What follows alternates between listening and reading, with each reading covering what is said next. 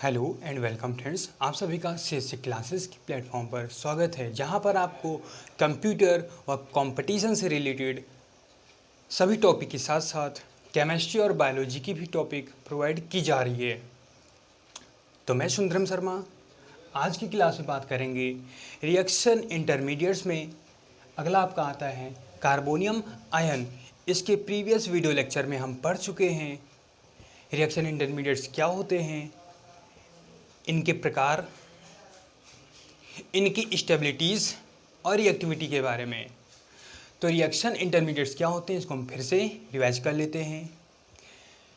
किसी भी रासायनिक अपक्रिया में अभिकारकों के भाग लेने की जो दर होती है, इनके परस्पर अपक्रिया करने की जो रिएक्टिविटी और स्टेबिलिटी होती है,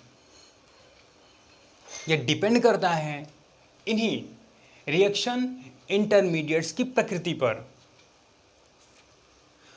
रिएक्शन इंटरमीडिएट्स ऐसे स्पीसीज, ऐसे आयन होते हैं जो उत्पाद के पहले बनते हैं और डिसाइड करते हैं कि उत्पाद की प्रकृति कैसी होगी। अपक्रिया स्लो होगी, अपक्रिया फास्ट होगी, अपक्रिया में बनने वाला प्रोडक्ट स्टेबल होगा या नहीं। तो हम कह सकते हैं रिएक्शन इंटरमीडिएट्स ऐसे स्पीसीज होते हैं the unstable and most reactive species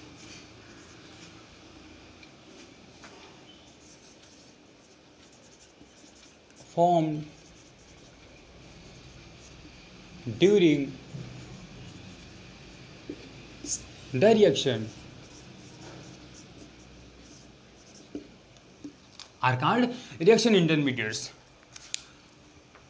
The unstable and most reactive species are formed during the reaction. अपक्रिया के दौरान अस्थायी, अत्यधिक अपक्रियाशील स्पीसीज या आयन कह सकते हैं, बनते हैं। इन्हें हम रिएक्शन इंटरमीडिएट्स कहते हैं। तो रासायनिक अपक्रिया में दो टर्म्स होते हैं, अभिकारक और उत्पाद।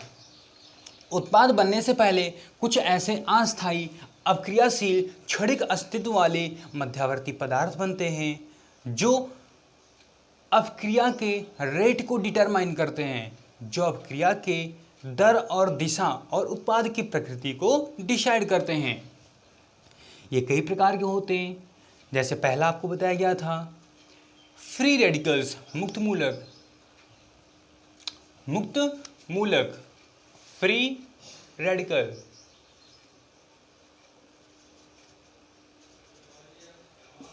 तो फ्री रेडिकल्स क्या होते हैं? The reaction intermediates containing 7 electron in their valence shell। ऐसे अपक्रिया मध्यवर्ती जिनके वाय कोश में 7 इलेक्ट्रॉन होते हैं। अब 7 इलेक्ट्रॉन में कितने जोड़े बनेंगे? 3 जोड़े बनेंगे, 3 पेयर्स। 3 पेयर्स। एक पेयर्स में कितने होते हैं? Twin numbers. एक पेयर में 2 इलेक्ट्रॉन होते हैं, 3 पेयर में 6 इलेक्ट्रॉन होंगे, 6 और 1 7 इलेक्ट्रॉन। ये जो 1 इलेक्ट्रॉन होता है आपका अयुग्मित होता है, अनपेयर्ड इलेक्ट्रॉन होता है, और यही अनपेयर्ड इलेक्ट्रॉन इस फ्री रेडिकल्स की रिएक्टिविटी और स्टेबिलिटी को बताता है। तो मुक्त मूलक समखंडन प्रक्रिया के दौरान बने ऐसे अस्थायी, अपक्रियाशील मध्यवर्ती पदार्थ होते हैं जिनके चारों ओर 7 इलेक्ट्रॉन होते हैं। तो इसके पहले प्रीवियसली वीडियो लेक्चर में हमने पढ़ा है कि what are reaction intermediates and their types and their stabilities and reactivities order. Hyperconjugation effect क्या होते हैं, ये स्टेबिलिटी की व्याख्या कैसे करते हैं, और आज की क्लास में हम जानेंगे कार्बोनियम आयन क्या होते हैं।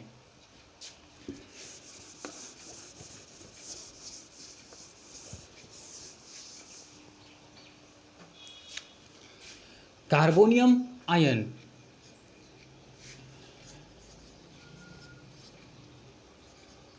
इसमें आपके दो वर्ड्स हैं, कार्बन और कैटायन। कैटायन में होता है पॉजिटिव चार्ज,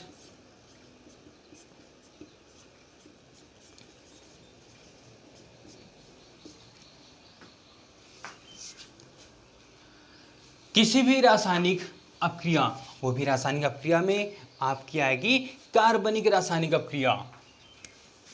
किसी भी कार्बनिक रासायनिक अपक्रिया के दौरान बने हुए धनात्मक कार्बन परमाणु युक्त रिएक्शन इंटरमीडिएट्स को हम कार्बोनियम आयन कहते हैं। किसी भी रासायनिक अपक्रिया की क्रियाविधि के दौरान जो अस्थायी अक्रियाशील क्षणिक अस्तित्व वाले मध्यवर्ती बनते हैं, जिनके कार्बन परमाणु पर एक धनावेश होता है, इनकी चारों ओर 6 इलेक्ट्रॉन होते हैं। कितने इलेक्ट्रॉन? 6 इलेक्ट्रॉन होते हैं। ऐसे अवकेरा मध्यवर्ती को हम कार्बोनियम आयन या फिर कार्बे कैटायन कहते हैं। कार्बो cation.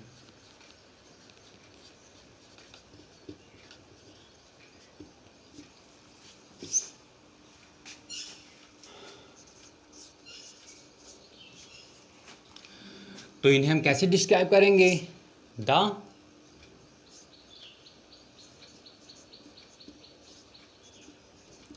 Cationic species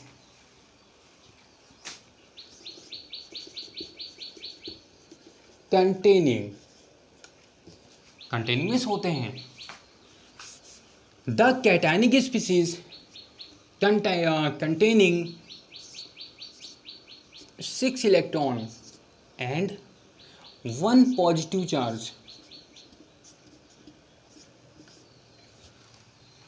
1 positive charge in their valence shell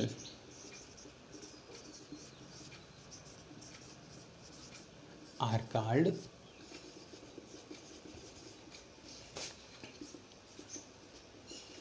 carbocation या कार्बोनियम आयन।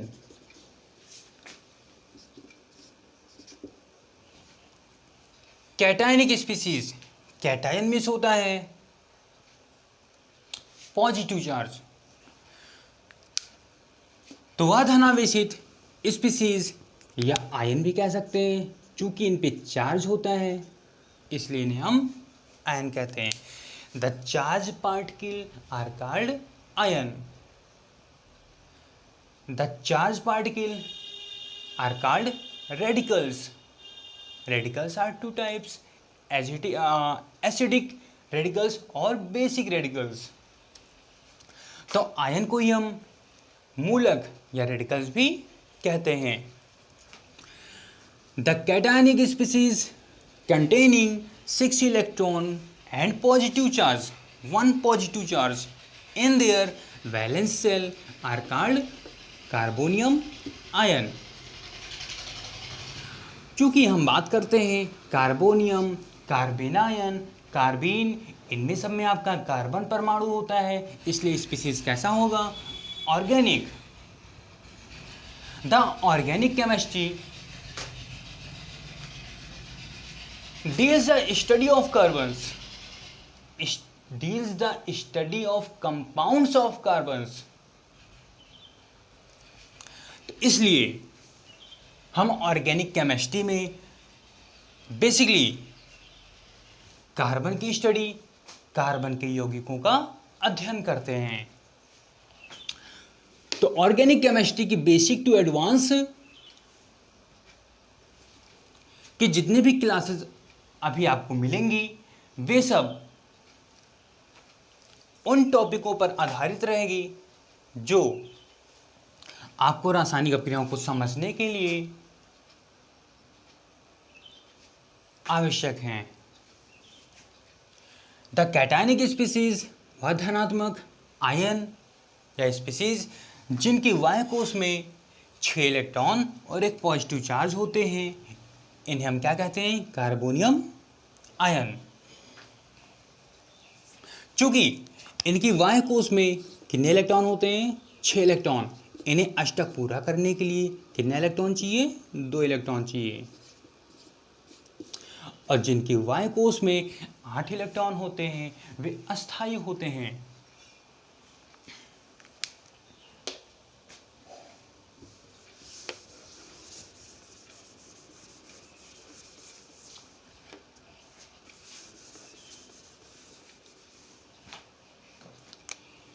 इसके बाद हम बात करेंगे इनकी रिएक्टिविटी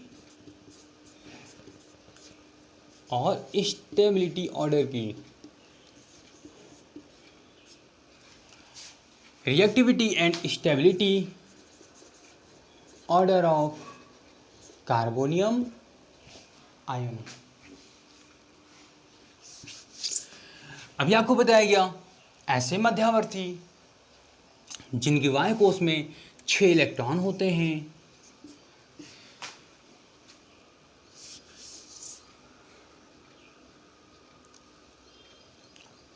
और इन पर एक धनावेश होता है, इन्हें हम क्या कहते हैं? Carbonium ion. तो इन्हें अपना अष्टक पूरा करने के लिए अष्टक नियम के अनुसार क्या बताया गया है कि जिन परमाणुओं की वायु कोश में 8 इलेक्ट्रॉन होते हैं वे अपक्रिया नहीं करते हैं क्योंकि वे अस्थायी होते हैं, और जो अस्थायी होते हैं वो अपक्रियाशील नहीं होते।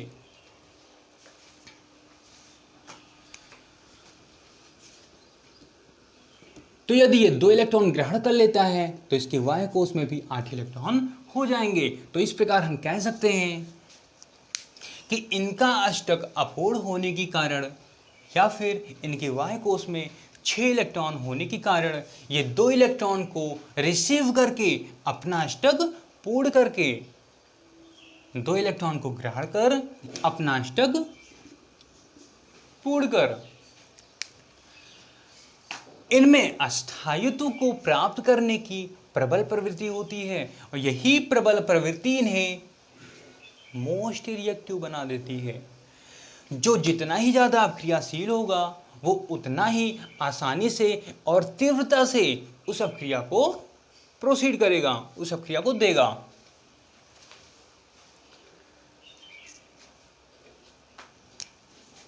किसी भी मध्यावर्ती का जो अस्थायित्व होता है वो डिपेंड करता है उसके रिएक्टिविटी पर। जैसे हम एक एग्जाम्पल देख लेते हैं। जैसे यहाँ पर एरोमेटिक का पहला कंपाउंड हमने बेंजीन बनाया है। बेंजीन की उस हाइड्रोजन परमाणु को दिखाया है हमने। बेंजीन में कितने पाई बॉन्ड होते हैं? बेंजीन में आपके 1, 2 और 3 पाई बॉन्ड होते हैं। पाई बॉन्ड आपकी अक्रियाशील होते हैं जो इसी नाभिक के भीतर अपना स्थान बदलते रहते हैं। इस प्रक्रिया को हम अनुनाद कहते हैं।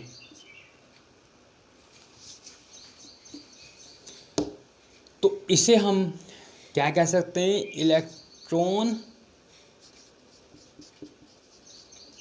Rich centre. क्योंकि बेंजीन में आपके 3 पाई बॉन्ड भी पाए जाते हैं, इस कारण यहाँ पर इलेक्ट्रॉन का घनत्व क्या होता है? अधिक होता है। इसीलिए हम इसे इलेक्ट्रॉन रिच सेंटर कहते हैं। जबकि दूसरी तरफ हम कार्बोनियम आयन लेते हैं। कार्बोनियम आयन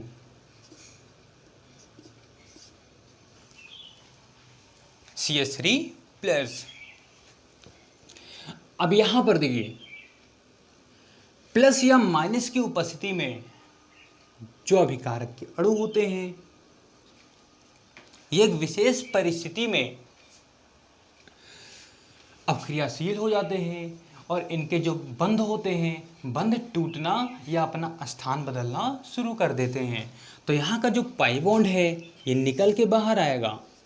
ये देखिए इस प्रकार ये निकल के बाहर आएगा, क्योंकि यहाँ पर ये धनावेशित मध्यावर्ती है, यह क्रियाशील है, ये अस्थायी है, ये कहीं ना कहीं अपना जगह ढूंढेगा। और जगह ढूंढेगा तो जगह अगर नहीं मिलेगा तो कहाँ जुड़ेगा, तो इसलिए पहले उस जगह को ढूंढेगा, उस जगह को सेट करेगा और उस जगह पर जुड़ जाएगा।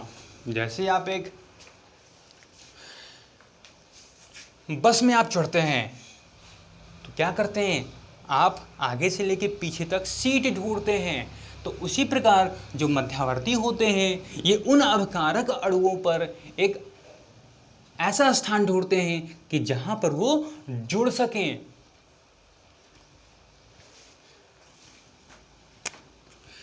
और यदि सीट नहीं मिलती है तो क्या करेंगे, वो बैठे हुए बाकी पैसेंजर को डिस्टर्ब करेंगे। तो ये डिस्टर्बिंग फैक्टर की तरह भी कार्य करते हैं। ये पाई बॉन्ड निकल के बाहर आएगा और यहां पर इस कार्बन पर इलेक्ट्रॉन डेंसिटी मैक्सिमम हो जाएगी। इस प्रकार जैसे पाई बॉन्ड है आपका, ये निकल के बाहर आ जाएगा। यहां पर देखिए, यहां पर दो बॉन्ड है ना, इस प्रकार जब ये दो सिरे जो हैं दो कार्बन से जुड़े हुए हैं, हम इतने पार्ट को बाहर सॉर्ट आउट किया है। ये पाई बॉन्ड निकल के जब बाहर आएगा तो इसका कनेक्शन इस कार्बन से टूट जाएगा। तो इस कार्बन पर क्या आ जाएगा, पॉजिटिव चार्ज आ जाएगा।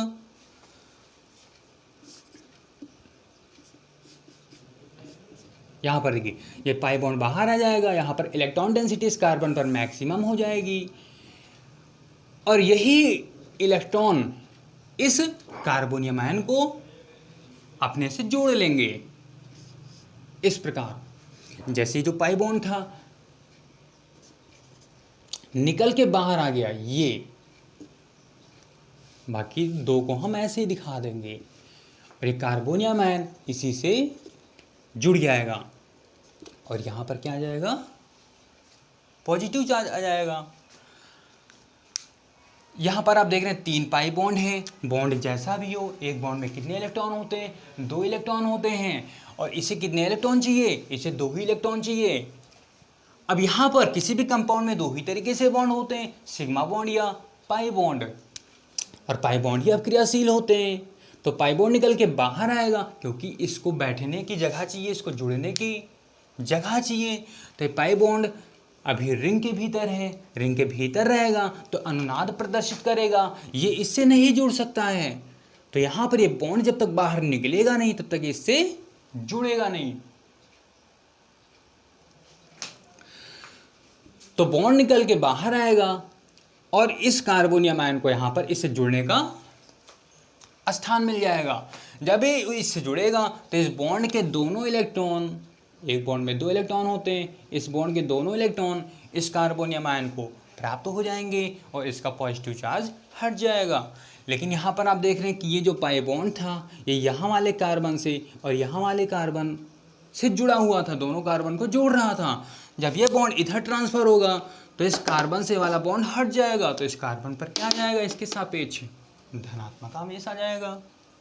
चलिए इसको हम थोड़ा सरल शब्दों में समझते हैं, सरल सा एग्जाम्पल लेकर। जैसे कार्बन कितने बॉन्ड बनाता है, कार्बन 4 बॉन्ड बनाता है। ये देखिए एक बॉन्ड में कितने इलेक्ट्रॉन होते हैं, एक बॉन्ड में 2 इलेक्ट्रॉन होते हैं। तो 2 इलेक्ट्रॉन यहाँ, 2 यहाँ, 2 यहाँ और 2 यहाँ, 2 4 6 और 8 इलेक्ट्रॉन हो गए, 8 इलेक्ट्रॉन। यदि इस हाइड्रोजन परमाणु को हम निकाल दें, ये हाइड्रोजन परमाणु और हाइड्रोजन परमाणु वाले बॉन्ड को निकाल देते हैं तो कितने इलेक्ट्रॉन बचेंगे, 2 2 4 और 2 6। और इस पर हम एक क्या ले आए, धनावेश। तो आप क्या देख रहे हैं, कार्बन परमाणु के चारों ओर कितने इलेक्ट्रॉन हैं, 2 2 4 और 2 6 इलेक्ट्रॉन हैं।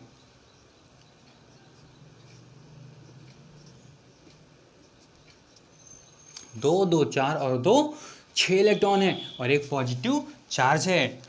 तो the reaction intermediates containing 6 electron and 1 positive charge in their valence shell are called carbonium ion. They are most reactive and unstable in nature. They decided the nature of product, the rate of reaction.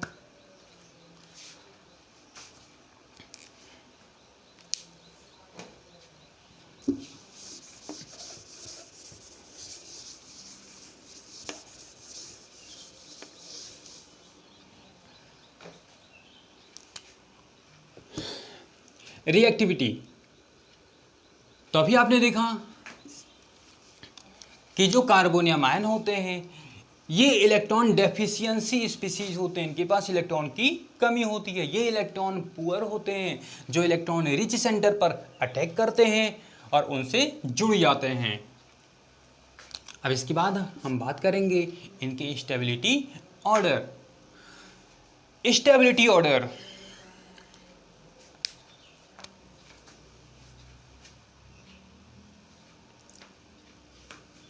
इनकी जो stability होती है इसे हम hyper conjugation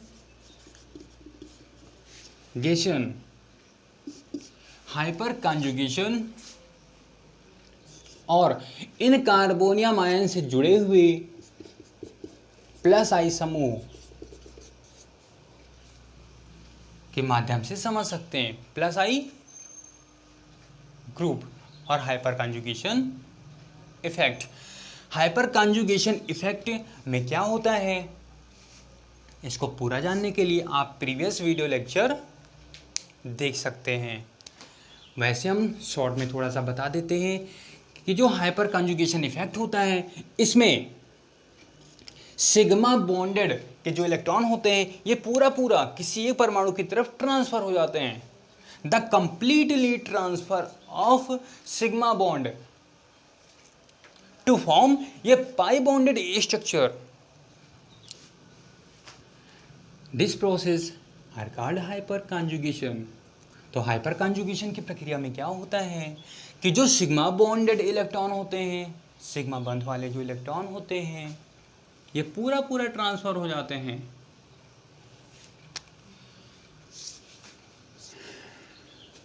अब हम यहां पर देखेंगे प्लस आई ग्रुप। जैसे कार्बन के चारों ओर कितने इलेक्ट्रॉन होते हैं, 4 इलेक्ट्रॉन होते हैं। कार्बन के चारों ओर 4 इलेक्ट्रॉन होते हैं।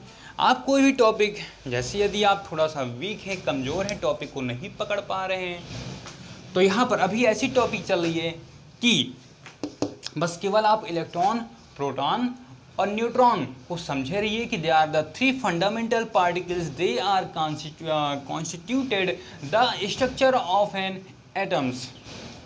ये ऐसे मूलकण होते हैं जो परमाणु की संरचना को बताते हैं। इतना काफ़ी है। पूरा कॉन्सेप्ट यदि आप जानते हैं तो अच्छी बात है, नहीं भी जानते हैं फिर भी आप इन टॉपिक को समझ सकते हैं, क्योंकि जहां से आप इस टॉपिक को पकड़ सकते हैं वहां से आपकी टॉपिक शुरू की गई है। तो कार्बन के वाह्य कोश में कितने इलेक्ट्रॉन होते हैं, 4 इलेक्ट्रॉन होते हैं। इसे 4 होते हैं। 8 पूरा करने के लिए कितने इलेक्ट्रॉन चाहिए, 4 इलेक्ट्रॉन चाहिए। हाइड्रोजन के वाह्य कोश में कितने इलेक्ट्रॉन होते हैं, 1 इलेक्ट्रॉन होते हैं। क्योंकि कार्बन के पास 4 ही इलेक्ट्रॉन होते हैं, हाइड्रोजन के पास 1 ही होते हैं, तो कितने हाइड्रोजन के साथ जुड़ेगा तब इसका 8 होगा। 1 हाइड्रोजन के पास 1 होते हैं तो इसे 4 हाइड्रोजन के साथ जुड़ना पड़ेगा। तो ये 4 हाइड्रोजन के एक इलेक्ट्रॉन के साथ बराबर की साझेदारी करता है। साझेदारी किसकी, इलेक्ट्रॉनों की। इलेक्ट्रॉनों की बराबर की साझेदारी करता है। अब यहाँ बात आती है क्यों इलेक्ट्रॉनों की ही साझेदारी करता है, प्रोटॉन न्यूट्रॉन की क्यों नहीं करता। तो आप 9th क्लास से ही पढ़ते आ रहे हैं कि प्रोटॉन और न्यूट्रॉन्स जिन्हें हम सम्मिलित रूप से न्यूक्लियॉन्स कहते हैं, ये एटम्स के न्यूक्लियस को बनाते हैं। ये परमाणु के मध्य में पाए जाते हैं और परमाणु के नाभिक के चारों ओर का जो त्रिविमीय स्थान होता है, जो 3 डायमेंशनल स्पेस होता है नाभिक के चारों ओर, उसी में ये इलेक्ट्रॉन पाए जाते हैं। तो परमाणु में बाहर कौन होता है? इलेक्ट्रॉन ही होते हैं। प्रोटॉन न्यूट्रॉन तो नाभिक में बंद होते हैं, उनसे कोई मतलब ही नहीं है। तो परमाणु पर जो प्लस या माइनस आता है, ये इलेक्ट्रॉनों के कारण ही आता है। यदि इलेक्ट्रॉन निकल गए तो उस पर प्लस आएगा, क्योंकि इलेक्ट्रॉन डेंसिटी कम हो जाती है। यदि इलेक्ट्रॉन और जुड़ गए तो उस पर ऋणावेश आ जाएगा, क्योंकि इलेक्ट्रॉन डेंसिटी मैक्सिमम हो जाती है। तो इस प्रकार 2 2 4 2 6 और 2 8 इलेक्ट्रॉन हो गए। कार्बन का अष्टक पूरा हो गया, कार्बन अस्थायी हो गया। अब और हाइड्रोजन जुड़ सकते हैं? नहीं। अब जहाँ जहाँ 2 2 इलेक्ट्रॉन है, यहाँ यहाँ हम एक एक रासायनिक बंध को दिखाएंगे। रासायनिक बंधों को हम एक सीधी रेखा के द्वारा दिखाते हैं। ये देखिए इस प्रकार। अब यहाँ पर हम यदि एक बॉन्ड को हटा दें और इस हाइड्रोजन को हटा दें, बॉन्ड नहीं रहेगा तो परमाणु कहाँ से जुड़ेंगे? बॉन्ड को हमने हटा दिया तो एक बॉन्ड में 2 इलेक्ट्रॉन थे, यानी 2 इलेक्ट्रॉन निकल गए। तो इस पर एक प्लस चार्ज आ जाएगा। अब आप क्या देख रहे हैं? 2 2 4 2 6। जैसे एक ही प्लस क्यों आता है, इसको भी हम समझ लेते हैं। यहाँ पर देखिए, एक बॉन्ड थे, एक बॉन्ड में 2 इलेक्ट्रॉन थे, एक इलेक्ट्रॉन कार्बन का और एक इलेक्ट्रॉन हाइड्रोजन का। अब चूंकि जब 2 इलेक्ट्रॉन निकलेंगे तो एक इलेक्ट्रॉन तो हाइड्रोजन का है, इससे कोई मतलब ही नहीं है। और एक इलेक्ट्रॉन किसका है?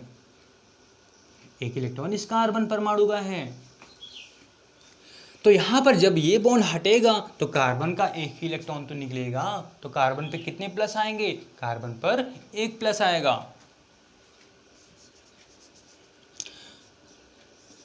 तो कार्बन पर एक प्लस होते हैं और इसके चारों ओर 6 इलेक्ट्रॉन होते हैं। 2 2 4 और 2 6। ऐसे मध्यवर्ती को हम कार्बोनियम आयन कहते हैं। अब यहां पर एक हाइड्रोजन निकल गया है तो आपको बताया गया है जब किसी हाइड्रोकार्बन से एक हाइड्रोजन परमाणु निकल जाता है तो ऐसे हाइड्रोकार्बन को हम क्या कहते हैं? एल्किल समूह कहते हैं। क्या कहते हैं? एल्किल समूह कहते हैं। एल्किल को हम R के द्वारा व्यक्त करते हैं। इनका सामान्य सूत्र क्या होता है? CnH2n+1 होता है। अब यहाँ पर यदि हम n बराबर क्या ले लें? n बराबर 1 ले लेते हैं तो क्या मिलेगा हमें? C1H2 × 1 + 1 C 2 एकम 2 और 1 3। फार्मूला में क्या मिला? CH3। कार्बन की संख्या कितनी है? 1 है। कार्बन की संख्या 1 होने पर हम क्या यूज करेंगे? मैथ यूज करेंगे। इनके नाम के प्रेफिक्स में क्या जोड़ देंगे? मैथ जोड़ देंगे। चूंकि ये इस फार्मूले को सेटिस्फाई करता है, इसलिए इसे हम एल्किल श्रेणी में रखेंगे। और एल्किल के नाम में हम मैथ जोड़ देंगे। हमें क्या मिलेगा? मेथिल मिलेगा। चूंकि इस मेथिल में एक पॉजिटिव चार्ज है तो इसे हम क्या बोलेंगे? मेथिल कार्बोनियम आयन बोलेंगे। अब यहाँ पर इसी मेथिल से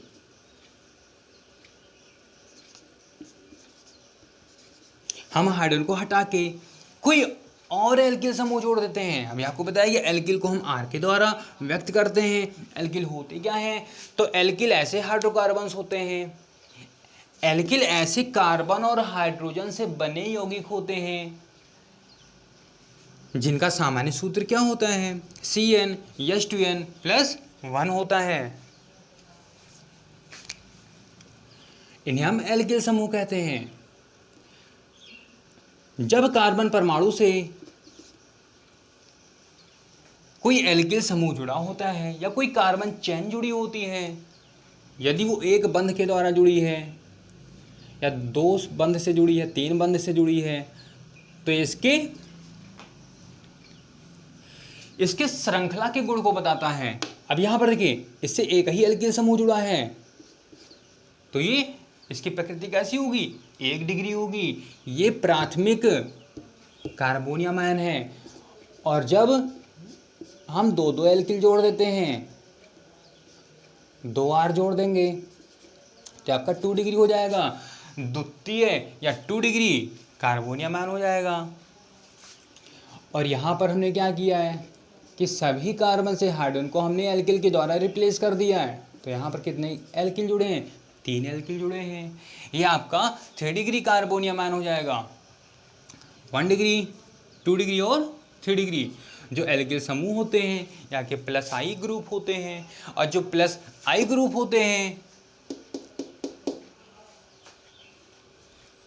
ये इलेक्ट्रॉन प्रतिकर्षी होते हैं, ये इलेक्ट्रॉन रिपेलिंग होते हैं, ये इलेक्ट्रॉन को आकर्षित नहीं जबकि प्रतिकर्षित करते हैं। तो यहाँ पर ये इलेक्ट्रॉन को अपनी ओर नहीं लेगा, इलेक्ट्रॉन को क्या करेगा, अपने से दूर करेगा, प्रतिकर्षित करेगा। तो इलेक्ट्रॉन किसकी ओर जाएगा, इस पॉजिटिव कार्बन की ओर जाएगा। यहाँ पर देखिए 2 एल्किल हैं तो और ज़्यादा इलेक्ट्रॉन को प्रतिकर्षित करेंगे। तो इस प्रकार आप क्या देख रहे हैं, कार्बन पर जो इलेक्ट्रॉन की कमी होती है वो इलेक्ट्रॉन की कमी पूरी हो जाती है, क्योंकि इलेक्ट्रॉन प्रतिकर्षी समूह अपने से दूर कार्बन परमाणु को रिपेल करते हैं, अपने से दूर इलेक्ट्रॉन डेंसिटी को रिपेल करते हैं, इलेक्ट्रॉन को रिपेल करते हैं। जब इधर से इलेक्ट्रॉन जाएगा तो किधर जाएगा, कार्बन पे जाएगा। और इस प्रकार कार्बन के पास जो इलेक्ट्रॉन की डेफिशिएंसी है, ये इलेक्ट्रॉन की डेफिशिएंसी दूर हो जाएगी। और इस प्रकार कार्बोनियम आयन की अक्रियाशीलता किसके कारण थी, इसी धनावेश के कारण ही थी। इसके इलेक्ट्रॉन ग्रहण करने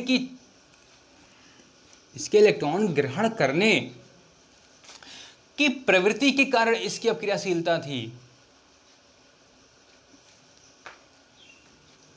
Their reactivity is due to the electron deficiency of the carbon atoms. लेकिन जब कार्बन परमाणु पर इलेक्ट्रॉन डेंसिटी संतुलित हो जाएगी, मैनेज हो जाएगी, तो इससे कार्बन के इलेक्ट्रॉन के ग्रहण करने की जो प्रवृत्ति है कम हो जाएगी। तो यहाँ पर जैसे जैसे एल्किल समूहों की संख्या बढ़ती है वैसे वैसे इसका स्थायित्व क्या होता है, बढ़ता जाता है। तो ये इसका स्टेबिलिटी ऑर्डर है। अब यहाँ पर जहाँ जहाँ हमने R दिखाया है, यहाँ हम R के स्थान पे क्या दिखा देते हैं, CH3 दिखा देते हैं। जैसे एल्किल में हमने क्या लिया है, एल्किल में हमने 1 कार्बन वाला एल्किल लिया है। 1 कार्बन वाले एल्किल को हम क्या कहते हैं, मेथिल कहते हैं। यहाँ पर देखिए एल्किल में आप मेथिल, एथिल, प्रोपिल कुछ भी ले सकते हैं। और यहाँ पर कितने मेथिल होंगे, 3 मेथिल होंगे। अब यहाँ पर देखिए हाइपर कॉन्जुगेशन की प्रक्रिया में बताया गया था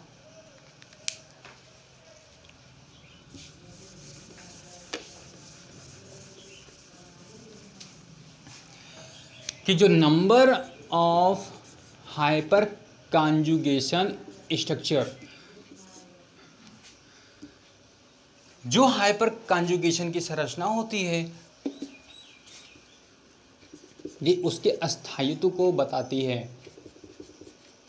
the stability of free radicals as well as carbonium ion is explain by the process of hyperconjugation effect. केवल मुक्त मूलकों और कार्बोनियम आयनों का जो अस्थायित्व होता है उसे हम हाइपर कॉन्जुगेशन की प्रक्रिया के द्वारा एक्सप्लेन करते हैं। हाइपर कॉन्जुगेशन की प्रक्रिया में सिग्मा बॉन्डेड इलेक्ट्रॉन का पूरा डिस्प्लेसमेंट हो जाता है, पूरा the completely displacement of sigma bonded electron to forms ये pi bonded structure are called hyper conjugation.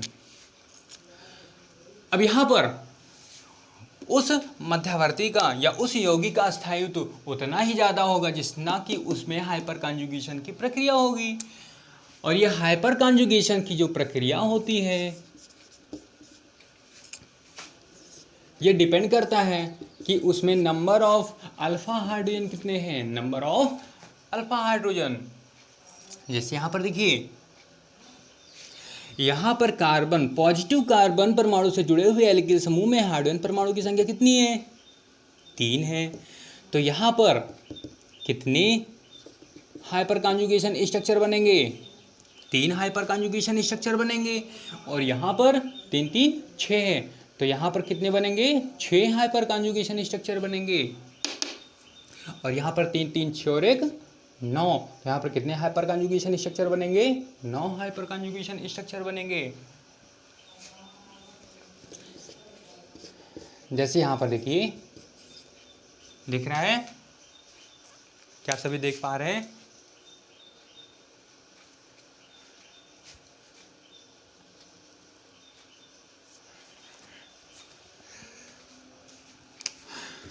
नहीं देख पा रहे हैं, ठीक है, अब आप देख पा रहे होंगे।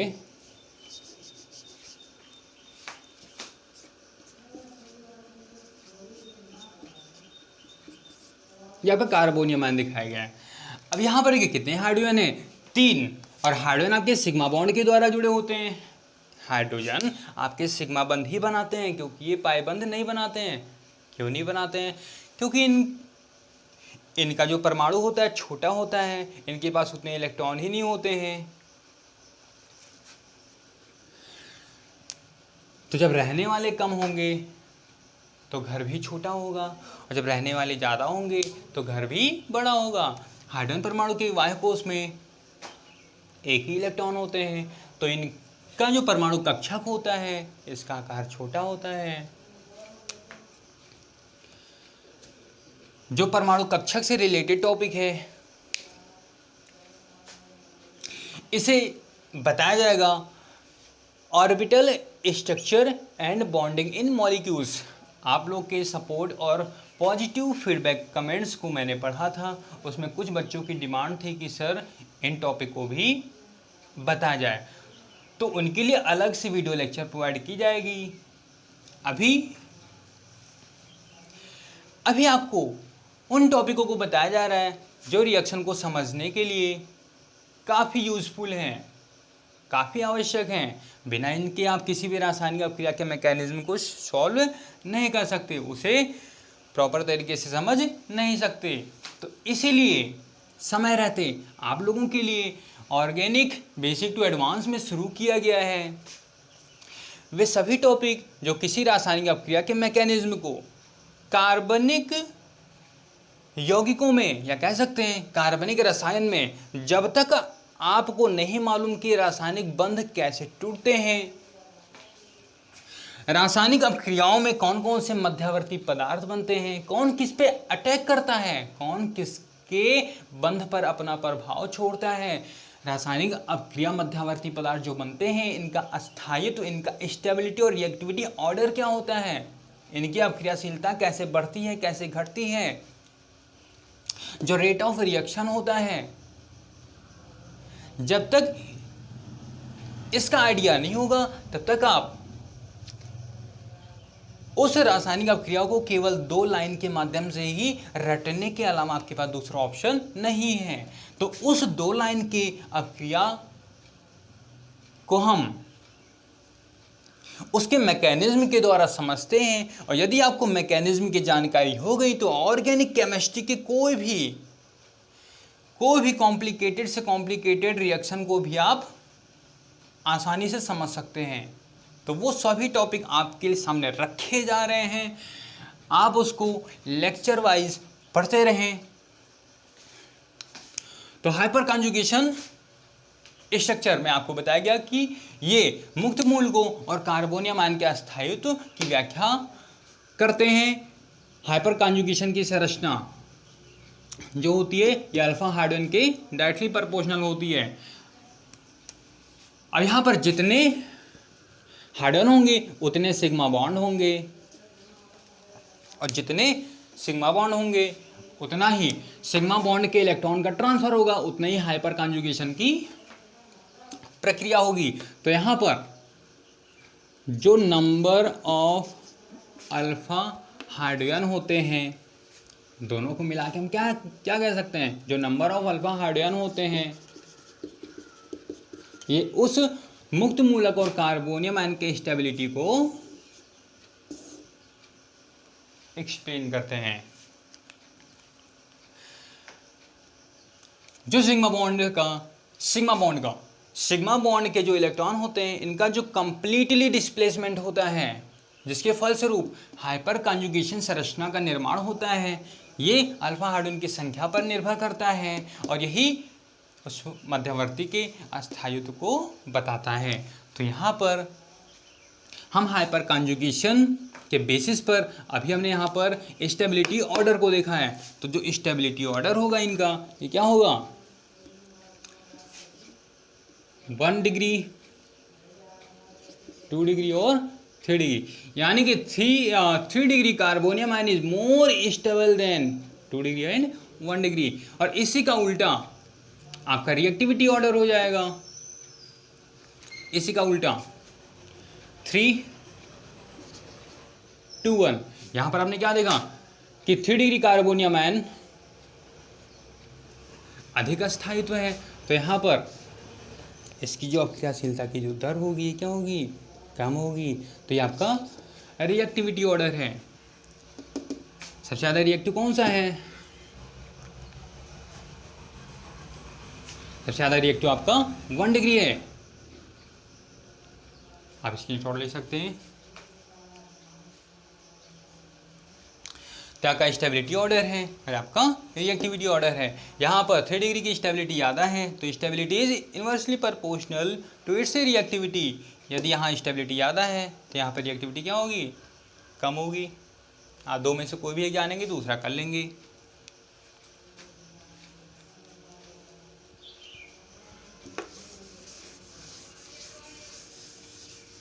तो आप लोग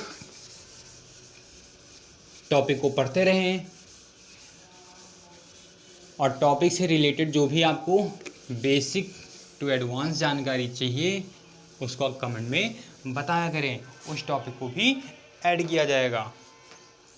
और किसी भी आने वाले लेक्चर से पहले आप उसके पहले का लेक्चर ज़रूर देख लिया करें, इससे आने वाले लेक्चर को आप पूरा समझ पाएंगे। इसके बाद हम देखते हैं कि इनका निर्माण कैसे होता है। फॉर्मेशन ऑफ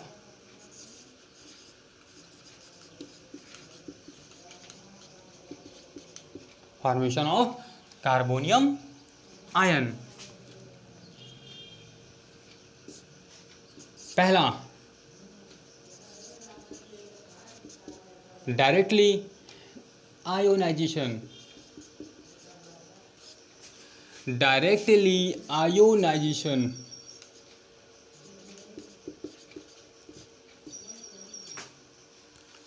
सीधे आयनीकरण के द्वारा, जैसे हम कोई एल्किल हैलाइड्स का केस लेते हैं, एल्किल हैलाइड्स यहाँ पर देखिए, एल्किल फार्मूले को सपोर्ट कर रहा है, CnH2n+1, एक कार्बन के साथ 3 हाइड्रोजन है, इससे हम कोई हैलाइड समूह जोड़ देते हैं, Cl। हैलाइड आपका साड़ी के 7th A वर्ग के तत्वों को हम हैलोजन परिवार के तत्व कहते हैं। और इन्हीं हैलोजन परमाणु में आपके फ्लोरीन, क्लोरीन, ब्रोमीन, आयोडीन आते हैं। और जब इन्हीं हैलोजन परमाणु पर एक नेगेटिव चार्ज होता है तो इन्हें हम हैलाइड्स कहते हैं। हैलोजन से हैलाइड्स कब, जब इन पर एक नेगेटिव चार्ज होगा। आपने कहीं फार्मूले में देखा होगा, तो F पर एक माइनस, Cl पर एक माइनस, Br पर एक माइनस और I पर एक माइनस, इन सभी पर एक माइनस होते हैं।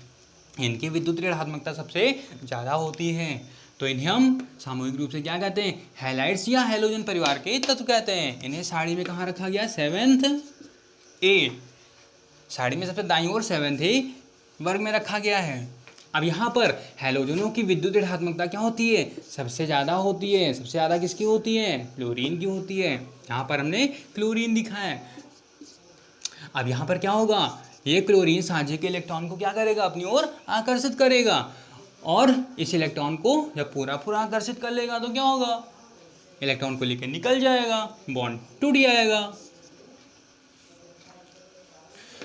और हमें यहाँ पर क्या मिलेगा, कार्बोनियम आयन मिलेगा। ये देखिए Cl ने इस साझे वाले इलेक्ट्रॉन को लेकर अलग हो गया।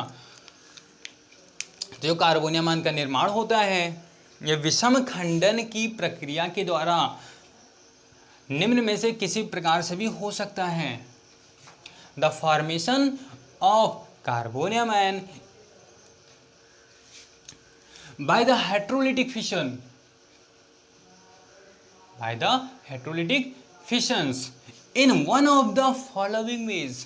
अभी आपको जो भी बताए जाएंगे उनमें से किसी एक प्रकार से भी यदि विषम खंडन की प्रक्रिया होती है तो उसमें आपका कार्बोनियम आयन का निर्माण होगा। तो यहाँ पर पहला हमने देखा डायरेक्टली आयोनाइजेशन, सीधे सीधे आयनीकरण की प्रक्रिया होती है और कार्बोनियम आयन का निर्माण होता है। इसके बाद दूसरा, dehydration of alcohol, dehydration of alcohol. यहाँ पर हम एल्कोहल की बात करते हैं, CH3 CH2 OH।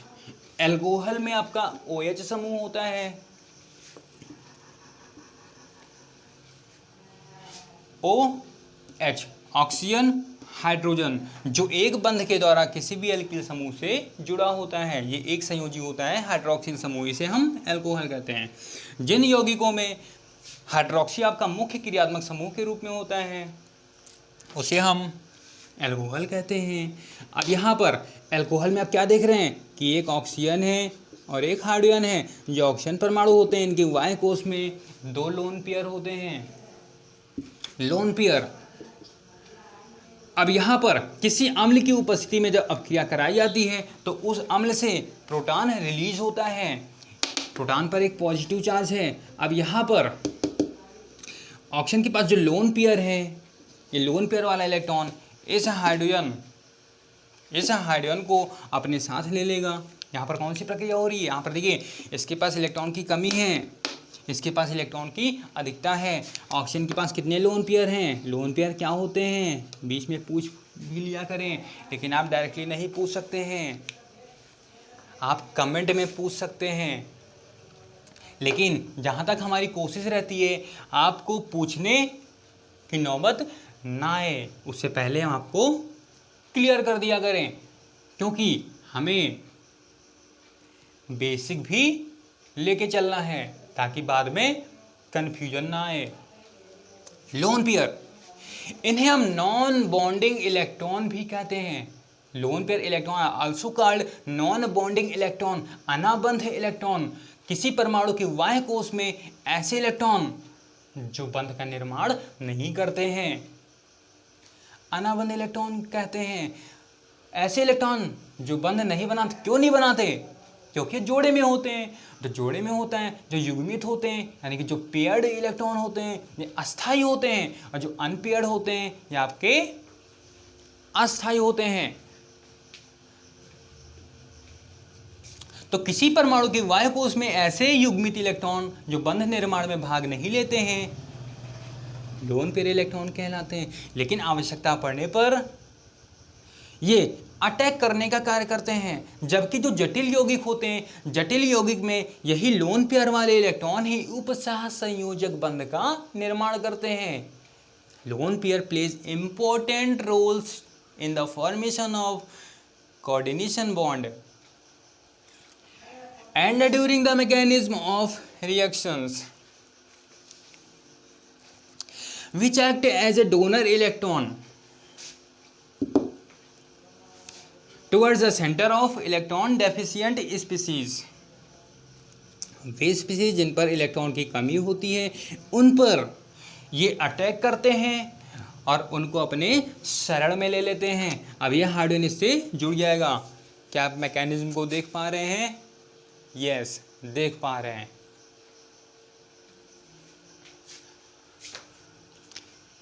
तो यहां पर क्या होगा,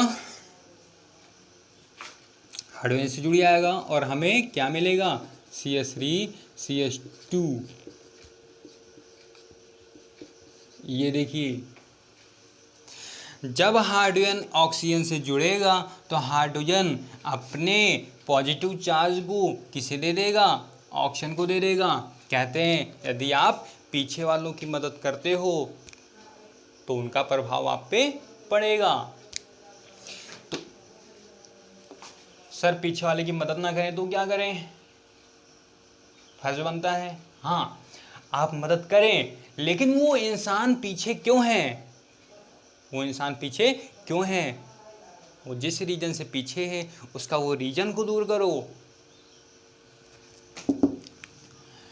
यहां पर ये ऑक्सीजन हाइड्रोजन को अपने अंडर में ले लेता है, तो इसका जो धनावेश है ये किस पर आ जाएगा, ऑक्सीजन पर आ जाएगा, क्योंकि ऑक्सीजन ने इसकी मदद की है। इसको हम केमिस्ट्री में कह सकते हैं कि ऑक्सीजन परमाणु के पास लोन पेयर होते हैं, ये हाइड्रोजन पर अटैक करता है, हाइड्रोजन को अपने साथ ले लेता है, और इस प्रकार हाइड्रोजन के पास जो इलेक्ट्रॉन की डेफिशिएंसी होती है ये ऑक्सीजन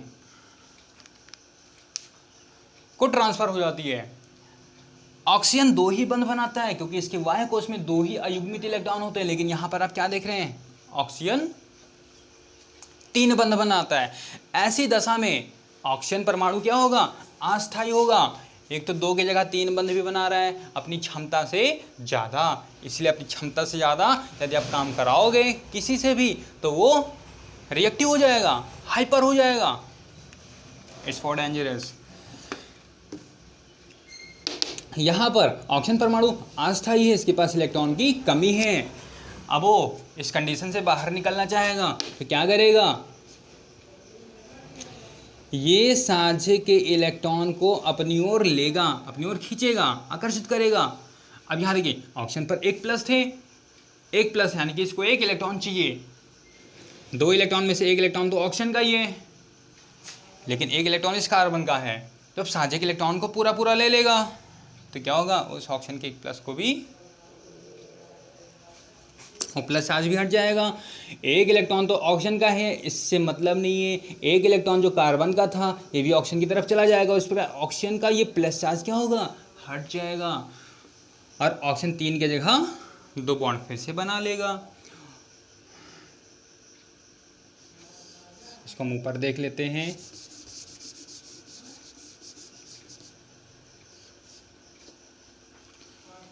सर रासायनिक अपक्रिया की जो तीर तो ऐसी नहीं होती है, हाँ ऐसी नहीं होती है, लेकिन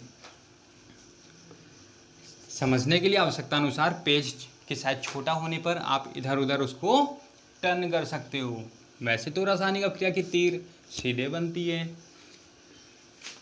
तो यहाँ पर क्या होगा, H2O निकल जाएगा एज ए न्यूट्रल मॉलिक्यूल्स, उदासीन अणु के रूप में बाहर निकल जाएगा। अब कार्बन पर क्या आ जाएगा, साझे के इलेक्ट्रॉन निकल जाने के बाद इस पर एक पॉजिटिव चार्ज आ जाएगा।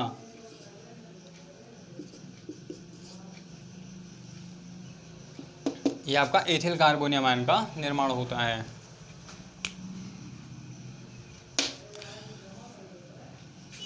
तीसरा कंडीशन क्या है,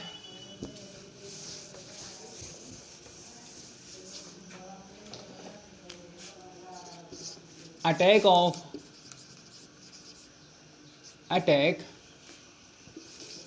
ऑफ प्रोटॉन ऑन डबल और ट्रिपल बॉन्ड, द्विबंध वाले या त्रिबंध वाले कार्बनिक यौगिक पर जब प्रोटॉन का आक्रमण होता है तब कार्बोनियम आयन का निर्माण होता है। इन केस ऑफ एल्कीन या एल्काइंस की बात करते हैं,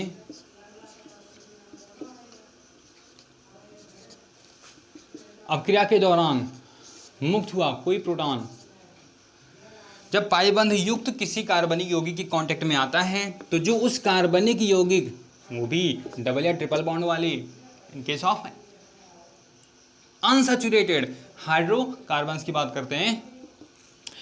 अनसैचुरेटेड क्यों है, असंतृप्त क्यों है, क्योंकि यहाँ पर देखिए एक सिग्मा और एक पाई बंध आपके अक्रियाशील होते हैं, बंध कोई भी हो उसमें 2 इलेक्ट्रॉन होते हैं। अब यहाँ पर ये पाई बॉन्ड हमेशा लेने वाला हाथ फैलाता है लेकिन देने वाला झुककर उसे देता है।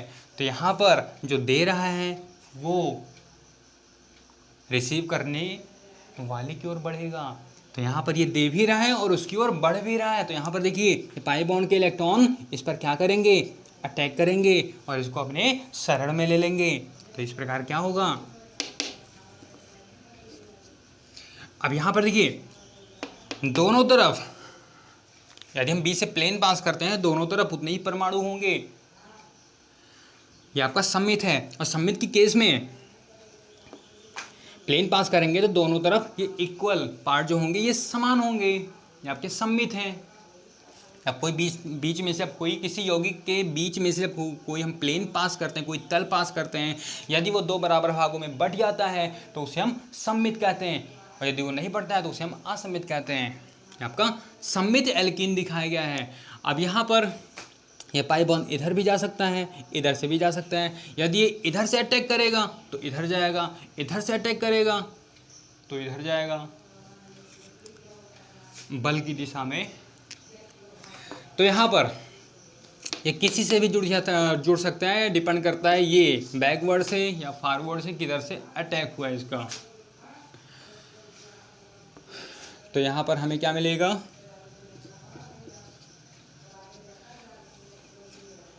क्या आप देख पा रहे हैं,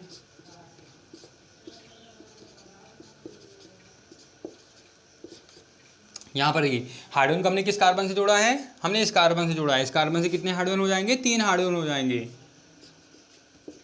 और जबकि इसके सापेक्ष इस कार्बन पर क्या आ जाएगा, धनावेश आ जाएगा, क्योंकि यहाँ पर देखिए ये पाई बॉन्ड इस कार्बन को ट्रांसफर हो गया है तो इससे तो हाइड्रोजन जुड़ जाएगा, लेकिन इस कार्बन पर क्या आ जाएगा, धनावेश आ जाएगा। ये देखिए पाई बॉन्ड में 2 इलेक्ट्रॉन है, जहाँ भी जाएगा 2 इलेक्ट्रॉन जाएंगे और 2 इलेक्ट्रॉन में से 1 इलेक्ट्रॉन इसको मिल जाएगा तो इसका धनावेश क्या होगा, हट जाएगा। और इस प्रकार आपने देखा कि इस प्रकार सीधे आयनीकरण के द्वारा डबल या ट्रिपल बॉन्ड वाले असंतृप्त हाइड्रोकार्बन से प्रोटॉन के आक्रमण के द्वारा और एल्कोहलों के निर्जलीकरण की प्रक्रिया में कार्बोनियम आयन का निर्माण होता है।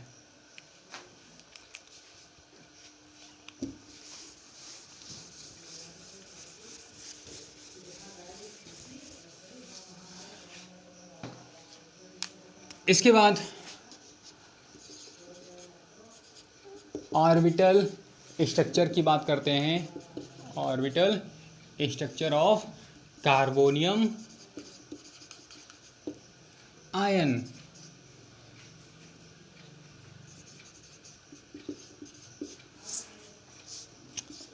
कार्बन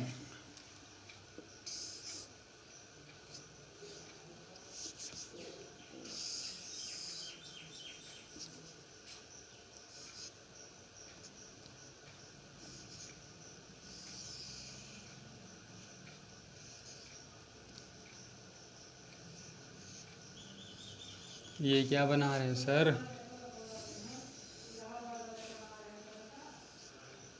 अब केमिस्ट्री पढ़ रहे हैं भाई, ये सब तो हमको समझना पड़ेगा। ठीक है बताते हैं, अभी हैव सम वेट।